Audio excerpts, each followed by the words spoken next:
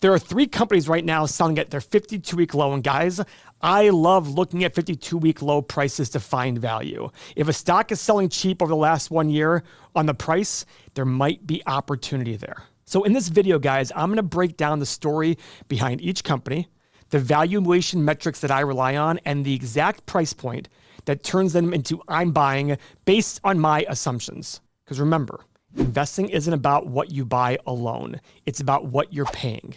And even more important, in this video, I am giving you the tools and principles that you will not hear anywhere else on YouTube. I guarantee that. So the next time you analyze a stock, you're going to have an edge over 99% of investors out there. So guys, again, we look at 52-week low stocks as a starting point because it's a great place to find potential value, because when stocks are beaten down to a 52-week low, it might be because the market is overreacting, because guess what?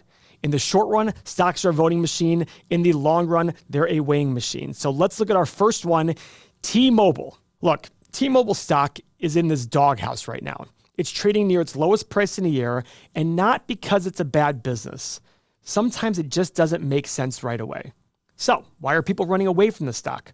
Well, first off, the wireless business is very cutthroat. You got T-Mobile, you got Verizon, you got AT&T, you got Cricket, you got all these other things we've never even heard of.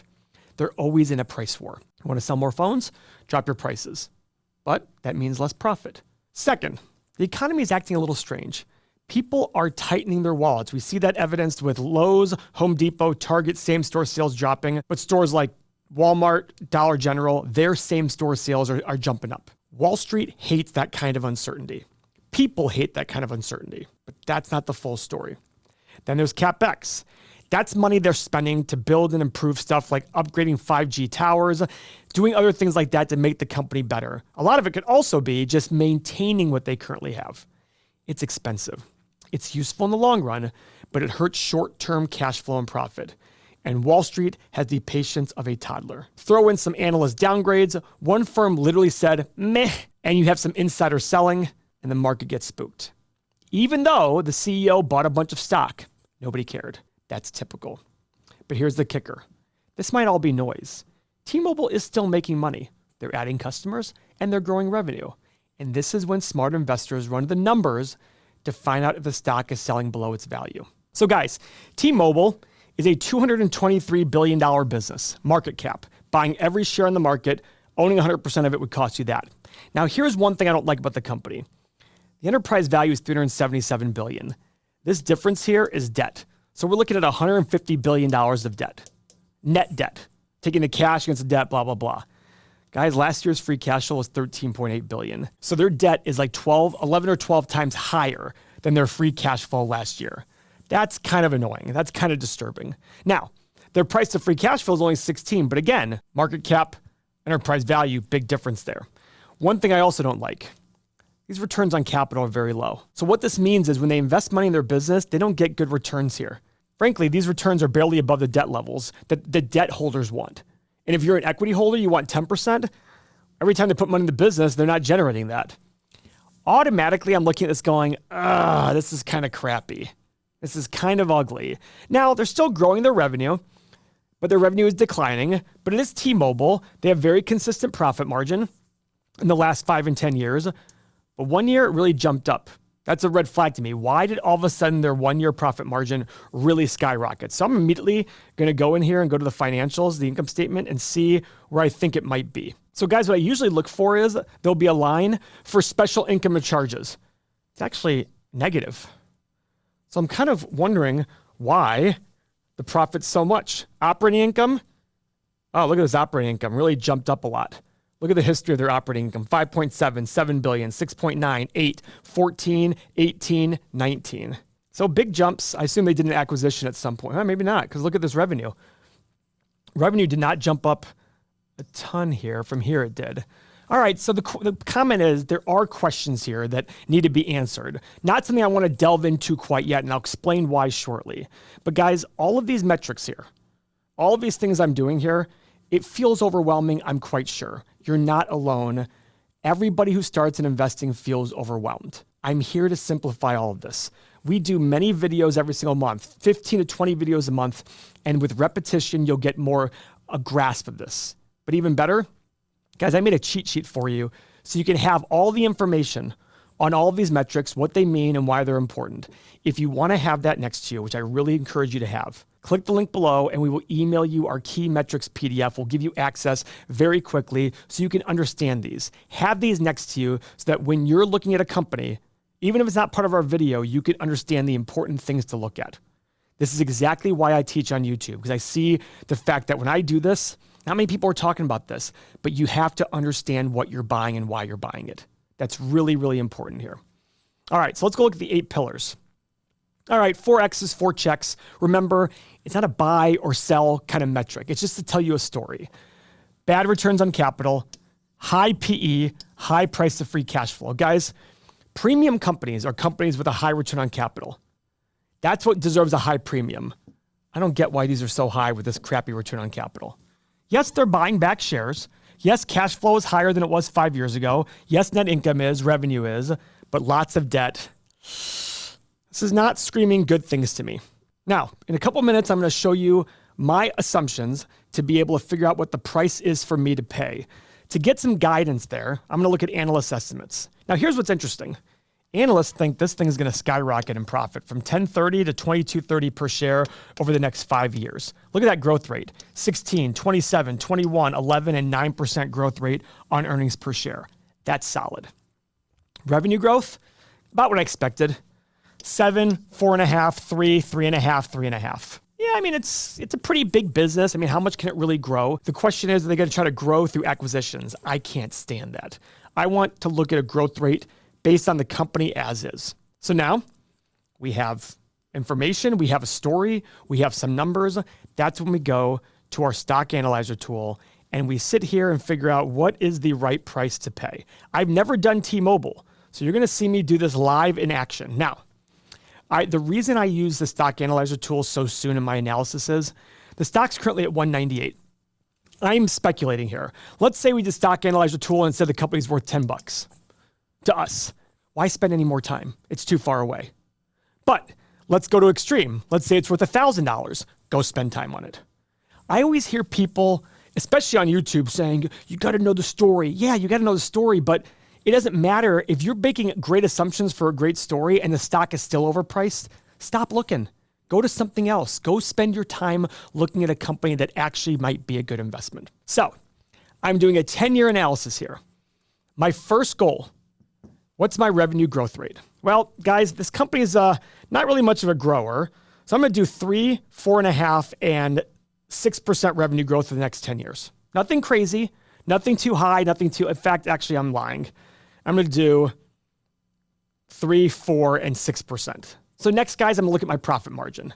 Now, guys, if you look right here, profit margin was 8% a year for the last 10 years, 8.6 for the last 5, 13.8 last year. This is hard. Is this going to continue on? Or is it going to be more like this? That's the question we have to ask. I didn't see any short-term problems with their income reporting and things like that from based on what I looked at for 2 seconds. So I'm going to give them a little bit of the benefit of the doubt. I'm going to do 10, 12.5, and 15% profit margin. Cash flow, I'm going to do the exact same thing because over long periods of time, they'll equate out. Now, what is the PE and price of free cash flow that I would apply to this business 10 years from now? Remember what I said, 15 to 16 for great company, for the market, higher for great companies, lower for bad companies. This company is big.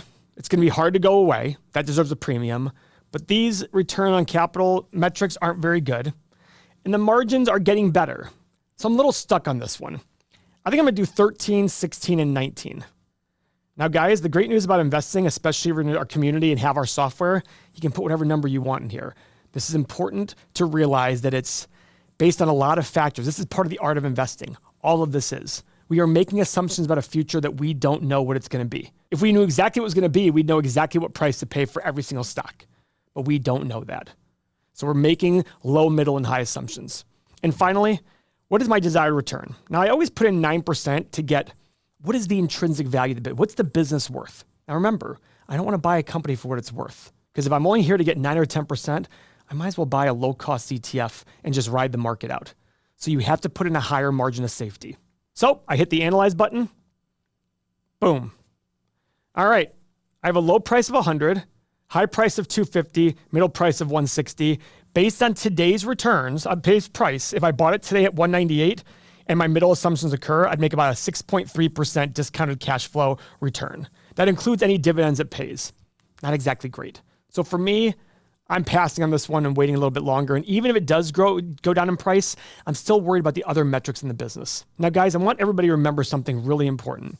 Most investors are going to lose money because they're trying to pick the next big winner. But the best investors do the opposite. They're here to eliminate the losers first. And the best place to eliminate losers is valuation. That's what we're doing here when we analyze a stock. If the evaluation is bad, it means that everything has to go perfect for the company to do decent. That's not what we're here for. I'm not here to go bet on a 16-year-old kid who's a baseball player and give him $20 million a year and say, if he does perfect, he'll be worth it. That's not what we're here to do. Now, guys, something a little counterintuitive I'm ready to tell you. If you're a regular viewer, I know how excited people get when these are all green. It's so exciting. Oh my God, this company has potential. But I want to reframe a little bit of what you're thinking. I want you to get just as excited when you see all red. Because to me, what that says is, don't waste my time. I just saved myself a ton of aggravation, a ton of research, a ton of wasting my time. That's how I want to reframe things. And that is something I guarantee you is not said anywhere else on YouTube. That's the kind of thought I want you to have. Now, guys, stock number 2, Costco. Costco's been drifting lower, again, not because the business is broken, but because the expectations were just way too high. A part of me felt like it was the whole Charlie Munger saying, I will never sell Costco because it's the best company ever. Costco's price got pretty pricey. Now, in the last year, it's only down 11.5%, but this is a company that's kept going and going and going. So that is a 52-week low or pretty close to it. And it's currently trading for 50 times earnings. That's tech-level stocks. Now, let's be clear. Costco's business is awesome. It will still be awesome tomorrow, and it'll probably be awesome for decades to come. People love it. Their memberships and their online sales are growing. But sales growth has slowed a bit. After the COVID boom, it's hard to keep posting blockbuster numbers.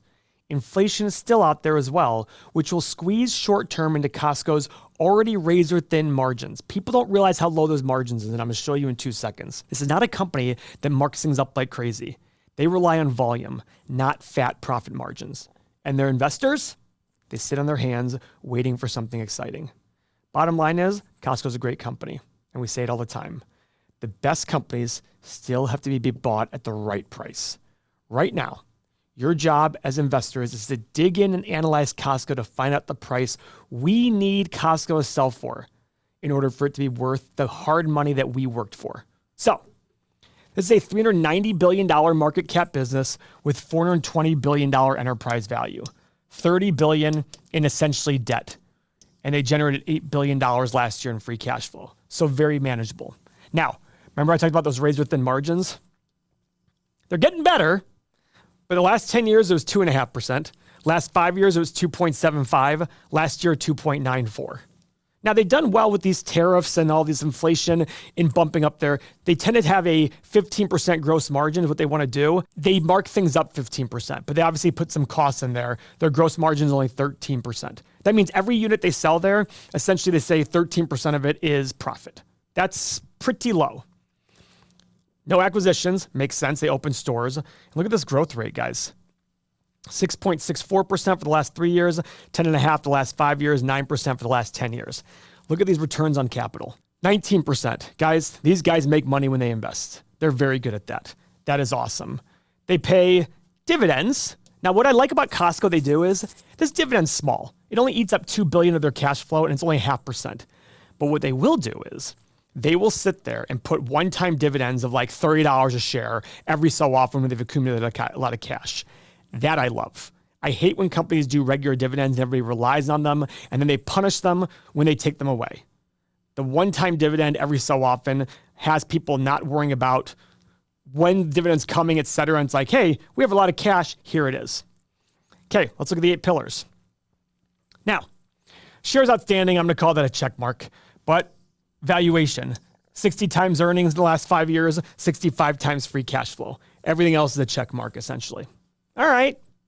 We like that. Means it's a pretty good company. Let's see what analysts are saying. $18.50 per share in profit, growing to $27.86 in the next 5 years. Pretty solid growth. Double digit for quite a while. And revenue growth, I'm actually surprised by this. 7.8, 8, 7.5, 7, 5.5, 3.6. Now, if they're only raising prices 3 or 4% a year, the extra growth comes from opening new stores. So again, we have some story, we have some number. Let's go in here and pull up Costco the last time I did it. I did a 10-year analysis, 4, 6, and 8% revenue growth. Profit margin, 2.5, 2.75, and 3. PE. What is the PE 10 years from now? Great company. I did 19, 22, and 25. And again, my 9% return. So I hit the analyze button. Look, guys, the truth is that most people are going to lose money with stocks because they don't have a plan. They buy the wrong companies, or, and this is what's more common, they buy the right companies at the wrong price because of hype. They sell it completely the wrong time because of fear. I used to do the exact same thing for years, and it really felt like the market was rigged to take my money. That was until I learned how to invest the right way. This is exactly why we built Everything Money, to help regular people like you stop guessing and start investing with real confidence. You're gonna get our stock analyzer, our tools, our courses that teach you step by step. You're finally going to see the stock market through the lens of success, not fear, through the lens of an investor, not a speculator. Try it for 7 days, you'll see. This isn't gambling, it's common sense. The stock's currently $878. Oh boy. Low price of $295, high price of $583, middle price of $415. Essentially means you're gonna break even on this investment, discounted cash flow wise, if you buy it at today's price. Sound ridiculous? Guys, it's a great company and it has quite the following. Makes sense to me. Just be patient. Now, let's say, I'm gonna go to extreme here. Let's say you disagree with my numbers above. Let's go a little bit higher. I'm gonna increase everything just a little bit. Let's do 2.75 on the low side, 3.25. I'm going a little bit higher on everything, just to show you guys how it doesn't really move the needle that much. Hit the analyze button, I went everything higher. Look, middle assumption is still $538. We're not moving the needle that much here, guys. That's my big key here. It's overpriced. So guys, good news, move on. Find something else. You have that opportunity now. Now, our final stock is one of my favorites, and it's on my list of 33 stocks that I want to own forever.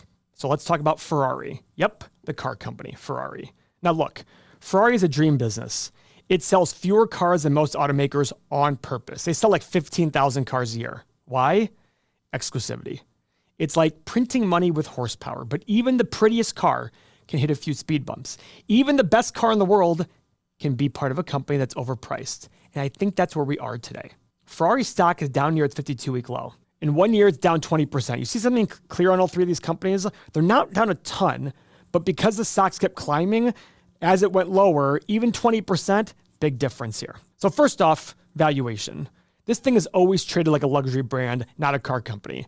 Ironically, it is a car company, but it is a luxury brand. The average car company has 15 to 20% gross margin.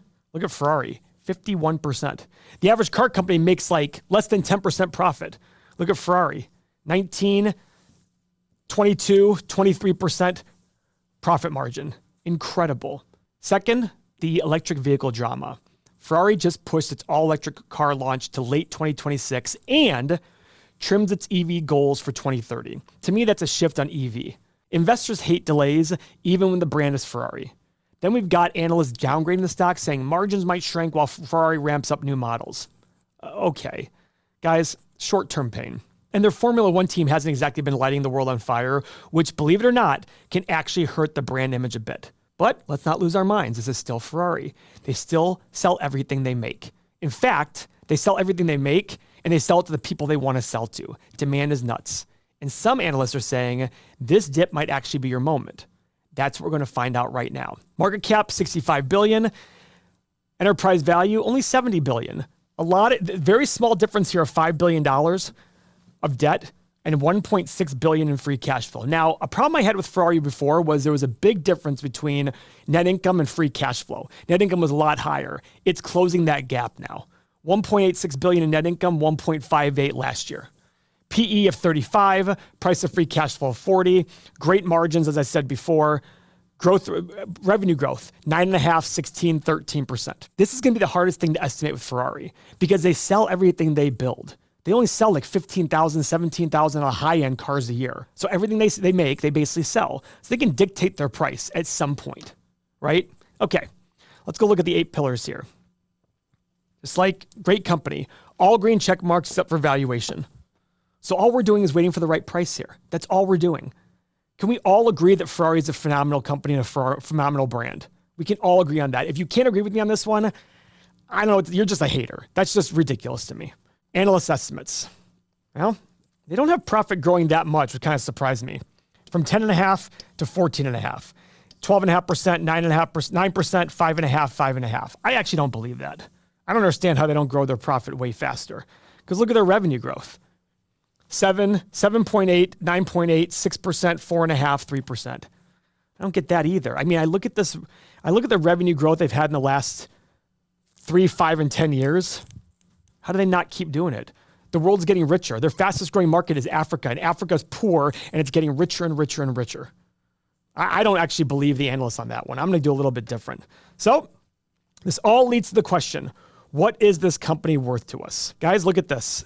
10-year return on capital, 17.5%, 1 year, 20%. Revenue growth, 4, 7, and 10.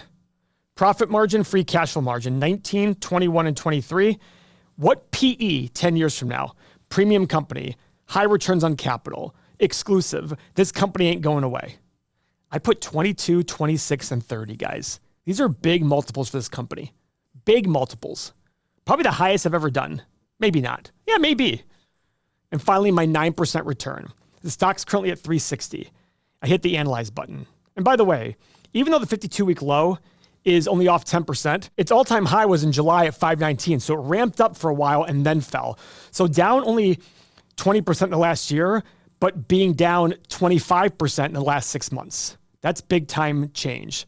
So stock analyzer tool, hit the analyze button. The stock's currently at 360. I have a low price of 180. High price of 450, middle price of 290.